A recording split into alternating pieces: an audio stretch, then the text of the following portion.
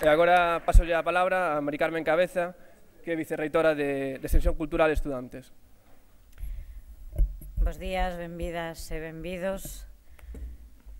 Non vou mostrar a miña sorpresa polo éxito organizativo e de participación porque non estou sorprendida. Xa me teñen habituada os comités, o seu xeito de traballar, a súa capacidade de convocatoria e teño moi claro cal é a súa capacidade tamén de convencervos, de convencernos de que o que organizan é interesante, está no centro do debate lingüístico. É a segunda edición, o que vai tamén na liña de mostrar unha consolidación dun debate que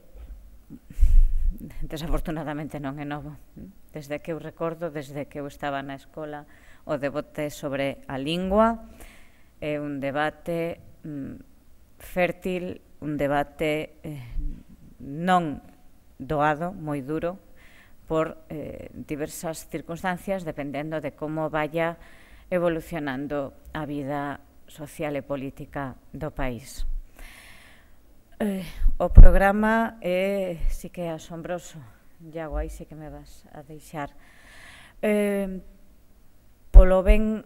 artellado que está, pola ambición, pola diversidade, polo que ti comentabas antes de que sodes quen de misturar o máis serio, porque ten que ser serio, co lúdico, ca canción. Polo tanto, pois si hai felicidades, felicidades por todo, pero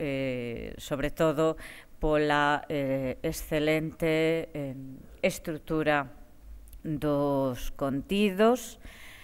e por ter conseguido traer aquí o venres, a ver se non falla, esperemos que non, Anxo Lorenzo, cuxa presencia é moi esperada na circunstancia actual en que el está no centro da polémica sobre o novo decreto do galego, que eu quero seguir chamando novo decreto do galego como debería ser, porque,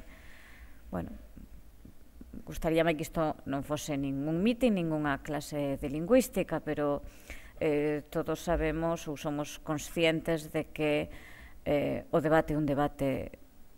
de bilingüismo, é un debate entre unha lingua colonial e unha lingua colonizada, independentemente de que as sociedades actuais sexan todas sociedades multilingües, porque vivimos nun mundo fortemente multicultural e, polo tanto, tamén multilingüístico. Estaremos, pois, atentas e atentos á presenza de Anxo Lorenzo e o que veña a dicir aquí, que esta non deixa de ser a súa universidade.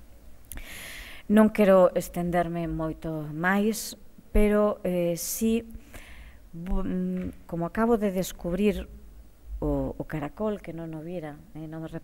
reparara na estética do caracol, vou facer unha pequena reflexión